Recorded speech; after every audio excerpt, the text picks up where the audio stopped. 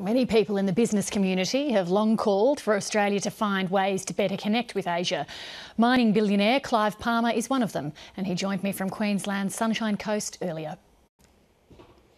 Clive Palmer, what do you think of the recommendations in the Asia White Paper, and do you think they'll ever happen? Well, that's the big question, isn't it? That's what governments have to do. They have to make things happen. And of course, Asia is our future, our market, not just for resources, but for a whole lot of commodities and goods and services.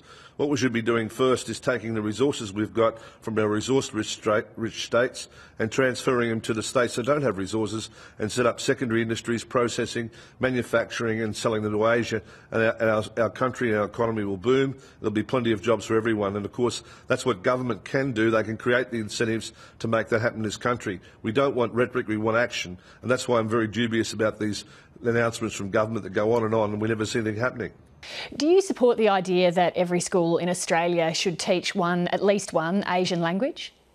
Oh, I think so. I think two is even better. Language is a key to culture, which is a key to understanding, promotes peace, prosperity and trade. That's what we want in this country. We want to be closer to having a world where there's free from war and conflict, and Australia's benefiting. When you deal with your Chinese business contacts at the moment, what are their views of Australia currently? Well, I guess they're concerned and confused, worrying about who will be the government next year. Will these policies actually happen? Are these just pronouncements end on end we've heard from the Labor Party? When will there be some stability and real progress? What's your view on whether the mining boom is tapering off? Well, of course, the demand for our commodities in Asia has never been stronger, and the prediction in the future will be even stronger. In China, for example, there are 350 million people which will move from the countryside to the cities in the next 10 years. So the demand's there. Have we got the policies? Do we have the national leadership to forge across the Pacific Ocean and to claim our markets? Or are we going to see countries from South America and for South Africa take our markets? That's the real question. But surely Australia's got resources that these countries want. Why would they go elsewhere when it's sitting right here? Because the bureaucracy and because they can never get answers from government, because there's not the infrastructure, because there's a great deal of prejudice against people based on their race or their ethnicity or their sex or who they are. And all these sort of things are bad when it comes to dealing with international trade. And of course the world has got more resources, contrary to public opinion, they currently need. I mean, you can buy coal. Indonesia is the biggest exporter of coal to China, not Australia. And of course coal resources are available in South America and the US now. Coal's going to be very, very cheap because they've changed over to natural gas and they've got a whole lot of coal available. So we're competing in a world and we've got some advantages, but we've got to maximise them, not just for resources. We've got to take our other commodities such as copper, silver, zinc and nickel and process them in this country and develop industries for our people so they've got a real future in the world ahead. You mentioned a fear perhaps for investors that they'll have to deal with racial and sexual and other sorts of prejudice. Is that a legitimate fear?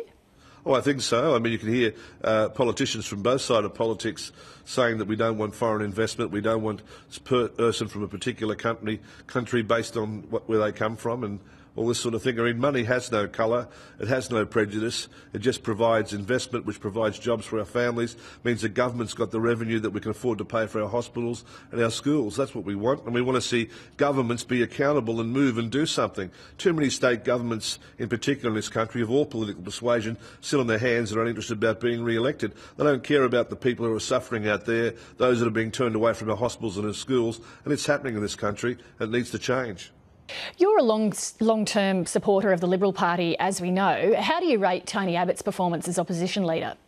Well, the most important thing about politics is not individuals but policies. And I guess in the Liberal Party there's probably 1,000 policies that I agree with and maybe 3 or 4 that I don't, and the press highlight those 3 or 4. But when it comes to Julia Gillard, there's at least 500 policies I don't agree with the Labor Party. So I think the Liberal Party is the best hope for this country, and I think Tony Abbott will be the next Prime Minister because he's leader of the party. Well, the leader of the party, though, is very important because they're the face of the policies and they're the person who has to sell them to the electorate. Do you think that Tony Abbott's the right person to do that for the coalition? Well, I don't think it should be like that. I think it should be a team approach. We've got to be realistic. You know, one person can't change the economy, can't change the government. It requires a cabinet, and the cabinet, the Liberal side of politics, is very strong and very good. You've got people like Malcolm Turnbull, an excellent person who's leading the fight in a lot of ways. You've got other people like George Brandis and Bronwyn Bishop. What a great team he's got. Compare them to the other side and you'll see that you've got a team that's got character and can go ahead and really mean things. They mightn't be popular all the time, and maybe telling people the truth isn't popular, but we've got to have the right policies for this country. A quick question before you go, Mr Palmer. How's Titanic Mark II coming along? Oh, really great. We've got the final plans now. We're just going over them. They'll be launched in New York on the 4th of December.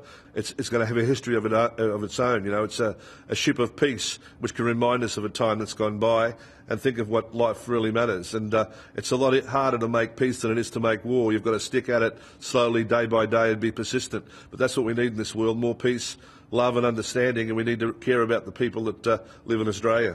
Clive Palmer, thank you very much for your time. That's all right. Thanks very much. Bye.